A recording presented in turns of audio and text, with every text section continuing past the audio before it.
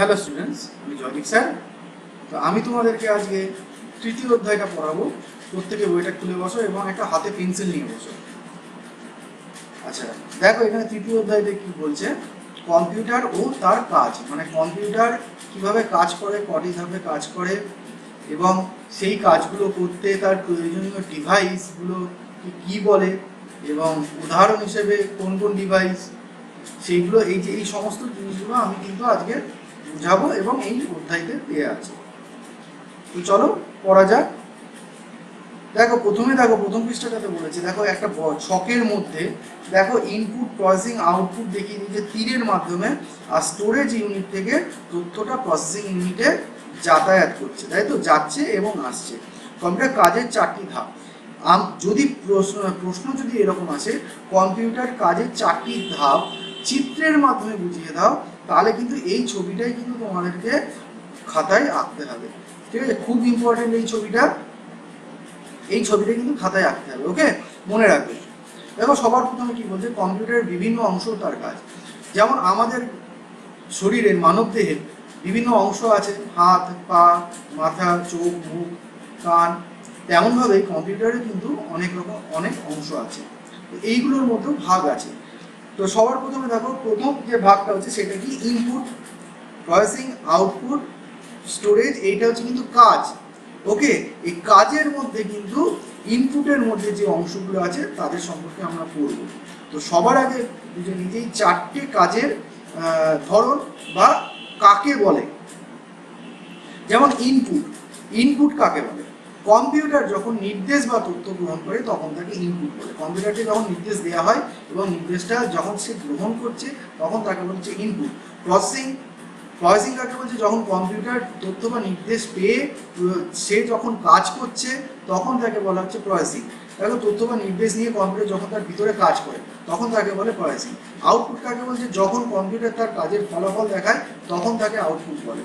আর storage বা সঞ্চয় কাকে বলছে? কম্পিউটার যখন কোনো কাজকে ভবিষ্যতের জন্য সঞ্চিত রাখে তখন তাকে স্টোরেজ ও সঞ্চয় বলে। তারপরে কি, ইনপুট ডিভাইসটা কি? এবার ইনপুটে এই ইনপুট জাতীয় যে কাজগুলো করছে যে ডিভাইসটা, অর্থাৎ ইনপুট সংক্রান্ত যে কাজগুলো করছে যে ডিভাইসগুলো, সেই ডিভাইসগুলোকেই বলা হচ্ছে ইনপুট ডিভাইস। আমি একটু ব্যাখ্যা করে বলে দিই। অর্থাৎ যে ডিভাইসগুলোর মাধ্যমে কম্পিউটার ভিতরে তথ্য প্রবেশ করানো হচ্ছে সেই ডিভাইসগুলোকেই বলা হচ্ছে ইনপুট ডিভাইস। যেমন কিবোর্ড, মাউস, স্ক্যানার, এগুলো হচ্ছে ইনপুট ডিভাইসের মধ্যে প্রধান উদাহরণ। দেখো এখানে কি বলছে, ইনপুট ডিভাইসে যে সকল যন্ত্রের মাধ্যমে কম্পিউটারকে তথ্য বা নির্দেশ দেওয়া হয় তাকে ইনপুট ডিভাইস বা ইনপুট যন্ত্র বলে। Keyboard, mouse, scanner, light pen ইত্যাদি হলো বিভিন্ন প্রকার ইনপুট ডিভাইস। দেখো কিবোর্ডে এখানে কি বলছে, সংক্ষেপে দেওয়া আছে কয়েকটা লাইন। কিবোর্ড দ্বারা আমরা কিন্তু সমস্ত রকম টেক্সট জাতীয়, লেখা জাতীয় সংকেত বা নির্দেশ আমরা কিন্তু কম্পিউটারের মধ্যে প্রবেশ করাই। দেখো এখানে কি বলছে, কিবোর্ড দ্বারাই আমরা কম্পিউটারকে সবচেয়ে বেশি নির্দেশ দিই, তাই কিবোর্ড হলো কম্পিউটার সবচেয়ে প্রয়োজনীয় ইনপুট ডিভাইস। কিবোর্ডটা মাউস ছাড়াও কিন্তু আমরা কম্পিউটার চালাতে পারবো, কিন্তু কিবোর্ড ছাড়া কিন্তু কম্পিউটার চালানো খুব মুশকিল। হ্যাঁ, তারপরে কিবোর্ড দেখতে অনেকটা দেখো টাইপরাইটারের মতো। টাইপরাইটার যন্ত্রটা আশা করছি তোমরা দেখেছো, টাইপরাইটার যন্ত্রের মতোই কিন্তু এই কিবোর্ডটা দেখতে। তারপরে দেখো এতে 105 থেকে 112টি পর্যন্ত কি থাকে, 105 থেকে 112টা বা তারও বেশি কি থাকে কিছু কিছু কিবোর্ডে ইংরেজি এ থেকে জেড পর্যন্ত, 0 থেকে 9 পর্যন্ত, এবং অনেক রকম সংকেত যেমন @, পার্সেন্টেজ, হ্যাঁ, এই যে ডলার, এই সংকেতগুলো আমরা কিন্তু খুব সহজেই লিখতে পারি। তারপরে দেখো মাউস হলো কম্পিউটার আরেকটি প্রয়োজনীয় ইনপুট ডিভাইস। সেকেন্ড বলা যেতে পারে, কিবোর্ডের পরে হচ্ছে মাউসের জায়গা বা মাউসের স্থান। আমরা যখন কম্পিউটারে কাজ করি তখন মনিটরে একটি তীর চিহ্ন দেখতে পাই, একে মাউস পয়েন্টার বলে। ওকে, মনিটরে যে তীর চিহ্নটা দেখতে পাই আমরা তাকে কি বলবো, মাউস পয়েন্টার। মাউস প্যাডের উপর ঘুরিয়ে কিন্তু মাউসটাকে কাজ করানো হয়। ওকে, কোনো একটা প্যাডের উপর রেখে, বা যদি প্যাড যদি না থাকে তাহলে কাগজ বা কোনো রকম পেপারের উপর রেখে কিন্তু মাউসটাকে চালনা করা হয়। মাউসটি তারের মাধ্যমে কম্পিউটারের সঙ্গে যুক্ত থাকে, তার অথবা তার ছাড়াও কিন্তু এখন মাউস পাওয়া যাচ্ছে। মাউসের নিচে একটি বল থাকে, এখন বলের পরিবর্তে লেজার রশ্মি ব্যবহার করা হচ্ছে। বল হচ্ছে আগেকার দিনে যে মাউসগুলো ব্যবহার হতো সেই মাউসগুলোতে কিন্তু বল থাকতো তলায়, তার জন্য তাকে বল মাউস বলা হতো। কিন্তু এখনকার মাউসগুলোর নিচে কিন্তু লেজার রশ্মি থাকছে, তার জন্য একে বলা হয় অপটিক্যাল মাউস।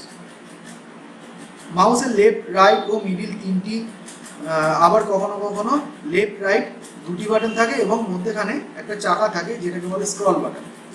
তারপরে ধরো স্ক্যানার ও লাইট পেন। স্ক্যানারের মাধ্যমে বিভিন্ন ছবি আমরা কম্পিউটারে ইনপুট করতে পারি। এর কাজ অনেকটা জেরক্স মেশিনের মতো, ছবি ও লেখার হুবহু এক চিত্র কম্পিউটারে ইনপুট করা হয়। অর্থাৎ দেখো একটা কোনো রকম ধরো পার্টিকুলার এই যে বইয়ের পৃষ্ঠাটা, তোমাদের বইয়ের পৃষ্ঠাটা আমি যদি স্ক্যানারের মধ্যে ঢুকিয়ে দিই না, যদি আমি ঢুকিয়ে দেওয়ার পর যখন আমি স্ক্যানারটাকে চালাবো, মানে এই স্ক্যানারের যে মানে এই যে পৃষ্ঠাটার হুবহু ছবিটা কিন্তু ওই কম্পিউটারের ভিতরে ঢুকে যাবে। ওকে, সেইটাই বলেছে যে ছবি ও লেখার হুবহু একটি চিত্র কম্পিউটারের ভিতরে ইনপুট হয়ে যাবে। তারপরে দেখো লাইট পেনের সাহায্যে স্ক্রিনের বিভিন্ন স্কেচ করতে পারি।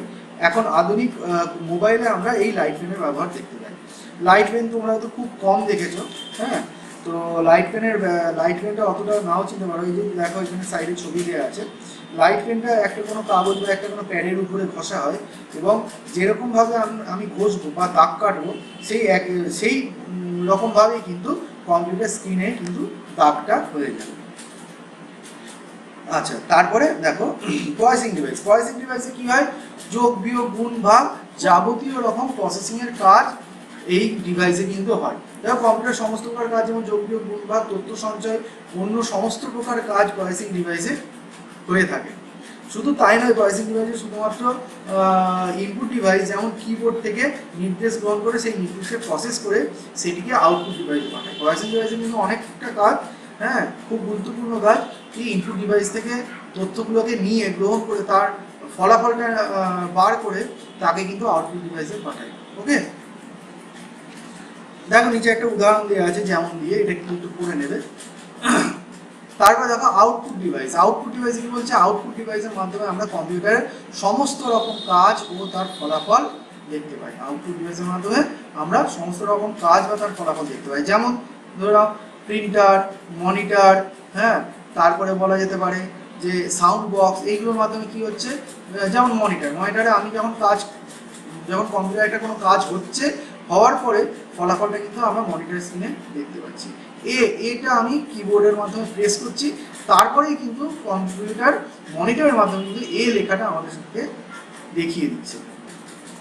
এইরকমভাবে আউটপুট হচ্ছে। তারপরে দেখো মনিটর সম্পর্কে কি বলছে, কম্পিউটার প্রধান ও সবচেয়ে প্রয়োজনীয় আউটপুট ডিভাইস হচ্ছে কি মনিটর ছাড়া কিন্তু কম্পিউটার আমরা কখনোই চালাতে পারবো না। আমরা কম্পিউটার সমস্ত রকম কাজের ফলাফল কিন্তু এই মনিটরেই দেখতে পাই। কিবোর্ডের সাহায্যে অথবা মাউসের সাহায্যে আমরা কম্পিউটারকে যে সকল নির্দেশ দিই, মনিটর সেই সকল নির্দেশ তার স্ক্রিনে ফুটিয়ে তোলে। দুই ধরনের মনিটর আমরা দেখতে পাই, সিআরটি এবং এলসিডি। আর এলইডি কিন্তু বর্তমানে বেশি ব্যবহার হচ্ছে। অ্যাকচুয়ালি এই যে সিআরটি তো বলতে গেলে এখন বন্ধই হয়ে গিয়েছে, খুব কম তোমরা দেখতে পাবে। এলসিডিও বলতে গেলে বন্ধ হয়ে গিয়েছে, খুব এটা কিছু কিছু জায়গায় দেখতে পাবে। কিন্তু এখন যে প্রযুক্তিটা চলছে মনিটরের, সেটা হচ্ছে এলইডি। ওকে, মাথায় রাখবে। তারপরে দেখো মনিটরের সাইজ বিভিন্ন রকম হয়, যেমন 14, 15, 17, 21 ইঞ্চি পর্যন্ত সাইজের মনিটর হতে পারে।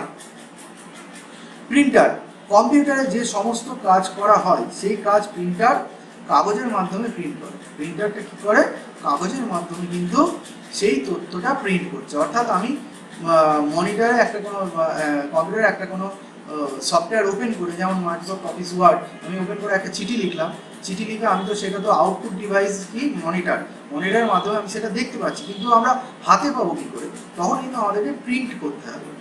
কীভাবে প্রিন্ট করবো, প্রিন্টার নামক যন্ত্রের মাধ্যমে আমরা কিন্তু প্রিন্ট করবো। ওকে, দেখো এখানে কি বলছে, প্রিন্টারে যে সমস্ত কাজ করা হয় সেই কাজ প্রিন্টার কাগজের মাধ্যমে প্রিন্ট করে। প্রিন্টার বিভিন্ন ধরনের হয়, যেমন dot matrix printer, laser printer ও ইঙ্কজেট প্রিন্টার। এখানে কিন্তু 3 ধরনের প্রিন্টারের নাম লিখে দিয়েছে, এটা কিন্তু অবশ্যই ভালো করে পড়বে। তারপর সাউন্ড বক্সের মাধ্যমে কি হয়, সাউন্ড বক্সের মাধ্যমে কি একটা, যেমন আমরা কম্পিউটারে গান চালাচ্ছি তখন সেই গানটা কি সাউন্ড বক্সের মাধ্যমে আমরা কি শুনতে পাই, তাই তো? তাহলে কি আউটপুট হচ্ছে এটা। তারপরে দেখো স্টোরেজ ডিভাইস, সবশেষে কি আসছে স্টোরেজ, এটাও কিন্তু একটা খুব ইম্পর্টেন্ট অংশ। হ্যাঁ, এই যে স্টোরেজ ডিভাইস যদি না হতো তাহলে কিন্তু আমরা কোনো কাজই করতে পারতাম না কম্পিউটারে কোনো স্টোর মানে কোনো রকম তথ্য স্টোর করে রাখতে পারতাম না।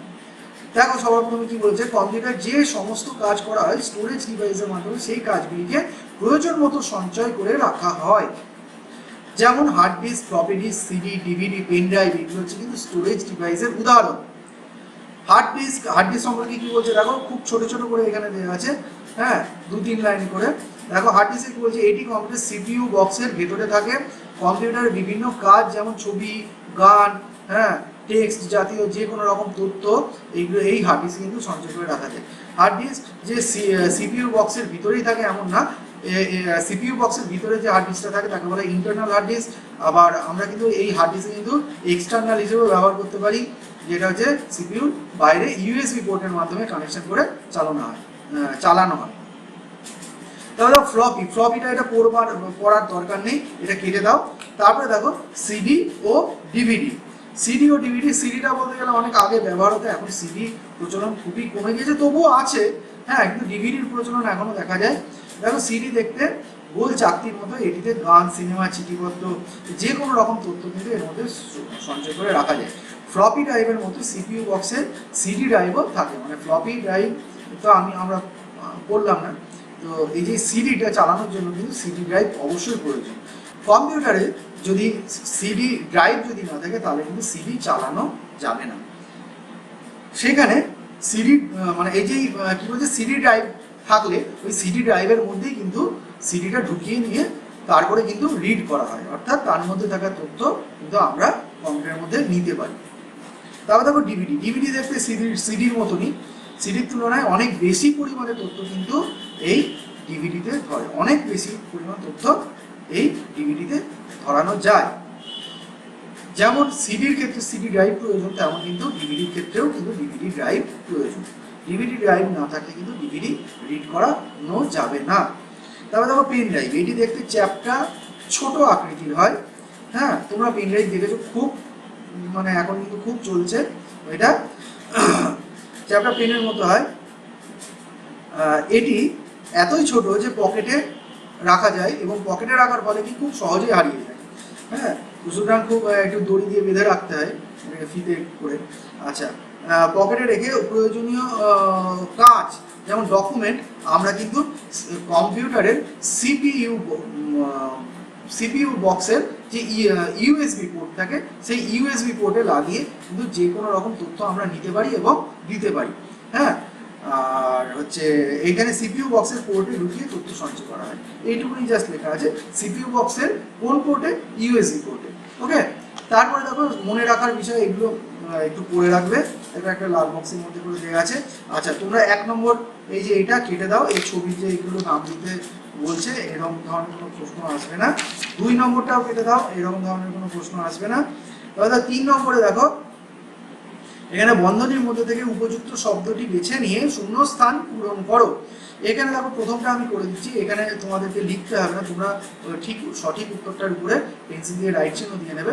কম্পিউটারের কাজগুলি কি 2টি না 4টি ধাপে সম্পূর্ণ হয়, আমরা কি করেছি 4টি ধাপে, তাহলে 4টি ধাপের উপর রাইট চিহ্ন দাও। খ ইনপুট ডিভাইসের উদাহরণ হলো কিবোর্ড মাউস না মনিটর প্রিন্টার, কিবোর্ড মাউস হচ্ছে অ্যান্সার। তারপরে গ দেখো কম্পিউটারের যোগ বিয়োগ গুণ ভাগ তথ্য সঞ্চয় ইত্যাদি সমস্ত প্রকার কাজ কার মাধ্যমে হয়, ইনপুট ডিভাইস না প্রসেসিং ডিভাইসের মাধ্যমে হয়, প্রসেসিং ডিভাইসের মাধ্যমে, তো প্রসেসিং ডিভাইসের উপর রাইট চিহ্ন দাও। খ প্রসেসিং ডিভাইসের উদাহরণ হলো কি স্ক্যানার, লাইট পেন না সিপিইউ, সিপিইউর উপরে রাইট চিহ্ন দাও, সিপিইউটা হচ্ছে অ্যান্সার। উঙ্গ কম্পিউটার যার মাধ্যমে সমস্ত রকম কাজ ও তার ফলাফল দেখতে পায় তাকে প্রসেসিং ডিভাইস না আউটপুট ডিভাইস বলা হয়, আউটপুট ডিভাইস বলা হয়, আউটপুট ডিভাইসের উপর রাইট চিহ্ন দাও।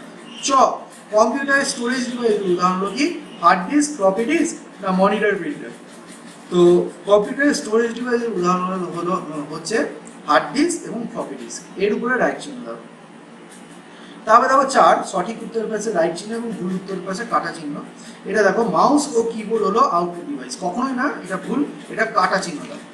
তারপরে দেখো খ যে সকল যন্ত্রের মাধ্যমে কম্পিউটারকে নির্দেশ দেওয়া হয় তাকে প্রসেসিং ডিভাইস বলে, এটাও কিন্তু ভুল, এটা কাটা চিহ্ন দাও। গ সিপিইউ বা সেন্ট্রাল প্রসেসিং ইউনিট হলো প্রসেসিং ডিভাইসের উদাহরণ, একদম ঠিক, রাইট চিহ্ন দাও। মনিটর, প্রিন্টার, সাউন্ড বক্স ইত্যাদি হলো আউটপুট ডিভাইসের উদাহরণ, এটাও ঠিক, এটা রাইট চিহ্ন দাও। কম্পিউটার সমস্ত কাজ ইনপুট, প্রসেসিং, আউটপুট ও স্টোরেজ এই 4টি ধাপে সম্পূর্ণ হয়, এটাও ঠিক, এটা রাইট চিহ্ন দাও। চ হচ্ছে কি সিডি, ডিভিডি ও পেন ড্রাইভের মাধ্যমে তথ্য সঞ্চয় করা যায়, এটাও ঠিক, এটা রাইট চিহ্ন দাও। ওকে, 5-এর এটা তোমরা কেটে দাও, এটা দরকার নেই, এটা একই জিনিস বারবার হয়ে যাচ্ছে। তার থেকে তারপরে দেখো এখানে 6 নম্বরের মধ্যে 6টা প্রশ্ন আছে, ক খ গ ঘ ঙ চ। এই 6টা প্রশ্নের উত্তর কিন্তু তোমরা প্রশ্ন সহ উত্তর খাতায় লিখে জমা দেবে কিন্তু স্কুল, ঠিক আছে? ওকে, তাহলে আজকে এই পর্যন্ত। ওকে।